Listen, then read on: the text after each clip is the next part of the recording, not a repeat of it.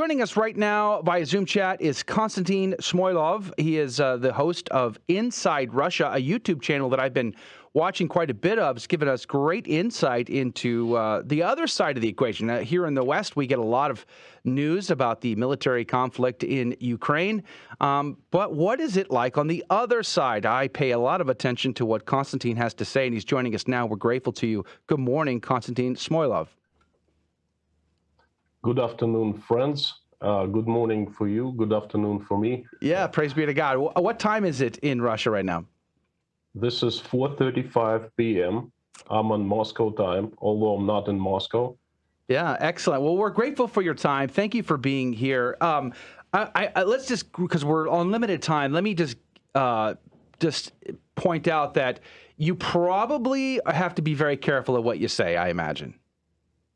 Very much so. So we're just going to make a statement. Read between the lines. I think that's one of the things you say frequently. So with that, let's just ask the question. In the West, we're told that some of the heaviest sanctions have been placed upon Russia for the military conflict in Ukraine. Many Western companies have left Russia, have abandoned Russia. And we have always maintained that we don't feel like it's ethical to punish the people for the decisions governments make. But nonetheless, that's where we are at. So what is life like in Russia under these heavy sanctions? Well, first of all, sanctions, in my mind, is not the biggest problem that Russia has. Sanctions are affecting us, have been affecting us for the past 4 months, economically, so to speak. But the bigger problem is the Russia's actions, what it's doing in a neighboring country, and that's what really concerns me the most. The sanctions are the reaction for certain actions, and it's obvious that if you do some actions, you get the reaction. So Russia got the reaction in form of sanctions. In general, things are not too well. Many companies, Western companies, pulled out of Russia almost immediately after February 24th. The ones, very few that remain, they are planning, they have announced either cutting down operations in Russia or leaving. And right now, I'm seeing food companies are staying in Russia that provide basic food like baby formula and things like that. But most of Western companies are leaving or left already. And there's still food on the shelves. You still have gas at the gas stations. I mean, the basic necessities, you're not suffering in any way in that regard? Not in any way whatsoever. We have plenty of everything. The biggest problem is people don't have much money to pay for things that are sold right now. I see. And what we're feeling is our wallets are becoming thinner. So many people have lost their jobs or on the verge of losing their jobs. I myself, under the question, my company has been one of the leaders in power facility construction here in Russia and in Kazakhstan. And basically all our work, we are very specialized companies. We build power plants, and all our market has imploded. Oh, wow. All our projects have paused because they're not financed by banks anymore. There's turmoil everywhere, and the future is absolutely unknown. And people getting fired left and right by hundreds of thousands, and that's the biggest problem. You see, Russia produces lots of food. Lots of wheat. We have huge agricultural industry. We will not starve. We will always have food because our people can do what we used to do back in the USSR. We used to plant potatoes in May. I used to do that as a kid, helping my parents. We would harvest potatoes in September, and they would get us by through the winter. We can go and do it again if worst comes to worst. So we're not going to starve. But what's going to happen to us is we will not have any money. We will not have jobs. We're going to be financially ruined, basically. Mr. Konstantin, one of the headlines that we've read here in the West is that these sanctions were created in order to cripple the Russian economy and to lower the value of the ruble. But I've also seen opposing stories that say that the ruble is recovering. And from what you're telling me, it seems as if there's pretty high inflation in your country right now. Is that correct? Let me answer this question as a whole, Inflation is high, that's correct. But I would question your sources. Yeah. Where you get information about Russian economy. The ruble is strong, Russian economy is strong, hasn't been affected much and so forth. Because you see what happened, the ruble is strong. Yes, it is. And it's probably, it's the most definitely strongest since 2015, but its strength is artificial. The government have placed limitations on free market. We cannot go ahead and exchange rubles for dollars. Right. Okay, we cannot withdraw dollars from the banks and have cash in our hands. We just have dollars in our bank accounts. And companies who receive dollar payments, they must sell 80%, then first 80, then now 50, within 3 working days. They cannot keep foreign currency. Measures like that have strengthened the ruble, but the strength is artificial. As soon as they let people go and exchange the rubles for dollars freely, ruble's gonna fall, okay? And a lot of Russians are saying, well, ain't this great, ruble is strong again, and so what? Totally, if it was a free market, the situation with ruble wasn't regulated, then I would say, okay, that's good. We have just about I'm sorry, by the way, the ruble has lost about 12% of its value within the last 2 days, just so, so you know. We have just about a little bit less than 1 minute before we go to a quick break, and we're talking with Konstantin Samoilov. Real quick question, how much access to outside information do you have in Russia? Plenty. We are not restricted. We can access to all media outlets such as American, European, Australian. The problem is most Russians don't speak English. Therefore, it's very limiting. I see. They're no longer limiting like Facebook and social platforms? Facebook is limited. It's banned. It's considered extremist company. Instagram is banned.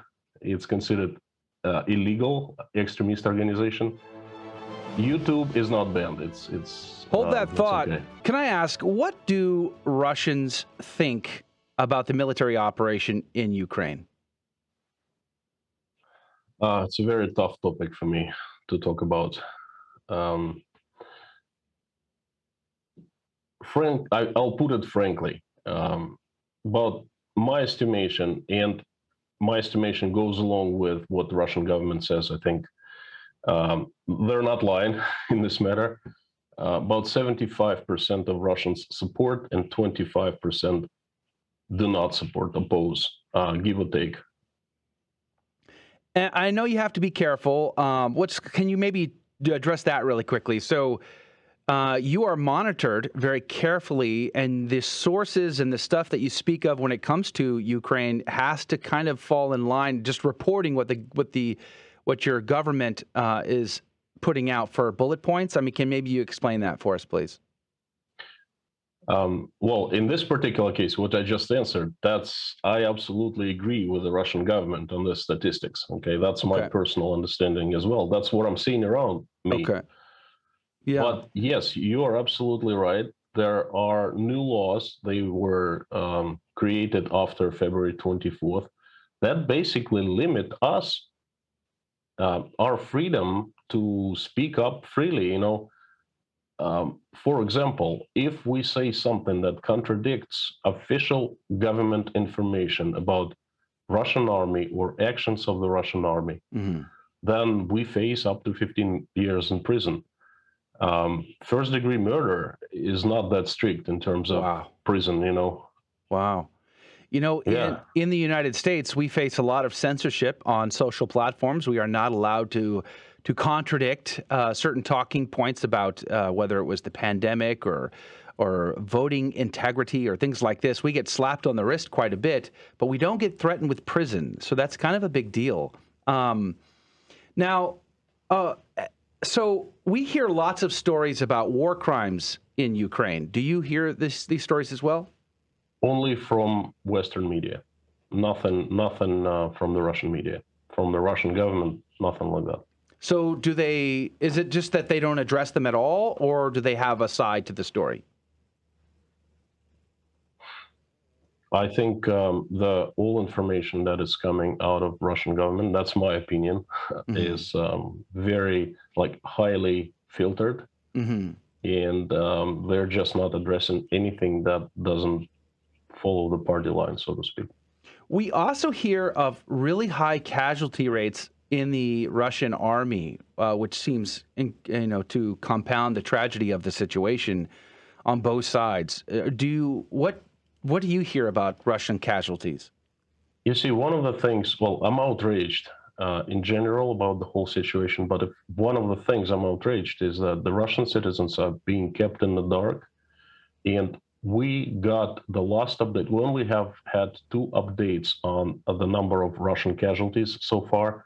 The first was 7 days into this event, and I can't even call its real name, if you know what I mean. I have to avoid this word, and the second one was given us, the last one was given us on the 29th of March. That's 3 months ago. Okay, and after that, no one even talks about it. It's not like they're denying, they're saying, oh, the casualties, this and that. No, they're just keeping silent. Like, we don't need to know. That's outrageous, okay, because that's people dying, okay? And if they start telling the numbers, people will probably start asking questions, So now you lived in the United States. Let me a couple more words. If I say right now something like, I think so many casualties and so forth, I will be subject to criminal prosecution. Wow. According to that new law. Yeah. Wow. Well, we don't want that. Now you lived a number of years in the United States, and so that you're very familiar with our culture here. Now, I grew up. I mean, today is a terrible day. It's my birthday, and as an old man now, I grew up at the end of the Cold War, and our culture was so much influenced by United States against the USSR, as you are very well aware of. And in fact, just this past weekend, I watched a movie from the 80s called Cloak and Dagger, and it was just bringing back all these memories.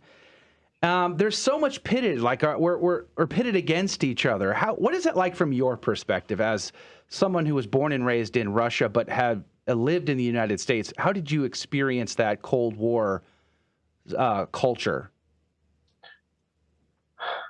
Back in the USSR, I talk a lot about it on my channel because it's a very interesting topic for me as well. Back in the USSR, we had a very clear understanding that was coming from the government, that the official position, that the Western companies were enemies. The NATO countries were enemies, and the United States was enemy number 1, the evil empire from the Star Wars, so to speak. That's how it worked in the US. We didn't have Star Wars back then, but I'm just giving you a comparison. And then all of a sudden, in one day, everything fell apart, just like that, in August of '91. And all of a sudden, we had complete freedom, okay? The truth came out, and what we used to call, or they used to call black, turned out to be white, and vice versa. And the United States became a friend, from the enemy into a friend, and sort of like beacon of light, because Russia embraced American culture, American way of life, Western way of life, and America was like number 1, was absolute friend.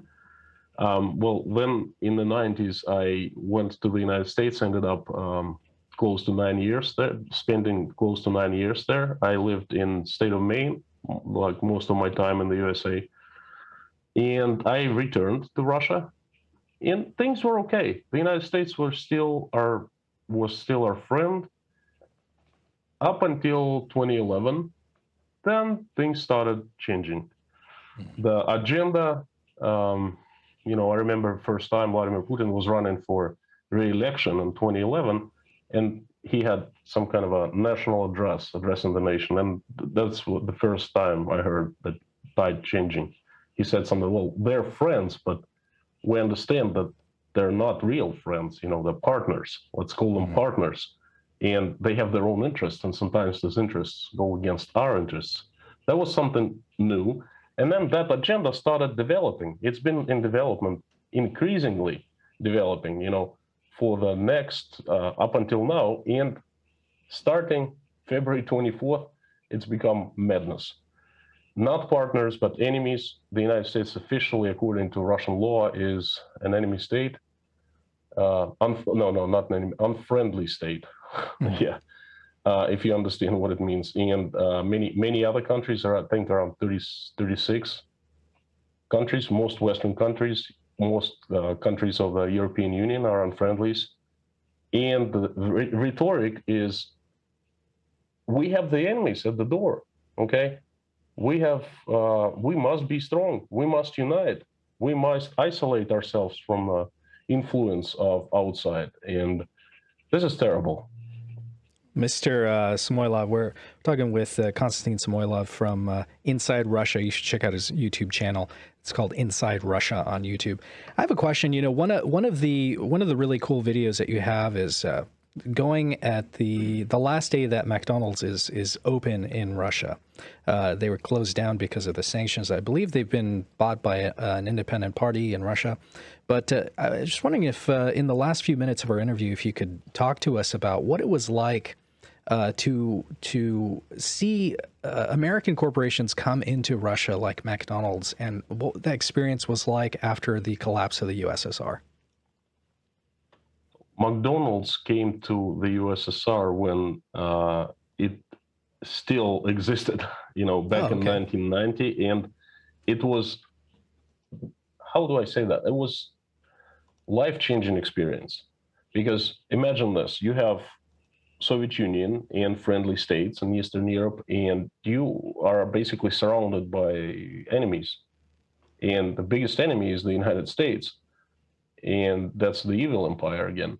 Mm-hmm. And all of a sudden, you wake up, and on state television, there's news that McDonald's, which is embodiment of the evil empire, of the enemy, opens up doors in the USSR. And you see a huge line. It's like you had to wait for 3 hours to get in.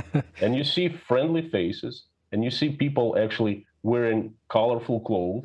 Mm. You see people smiling.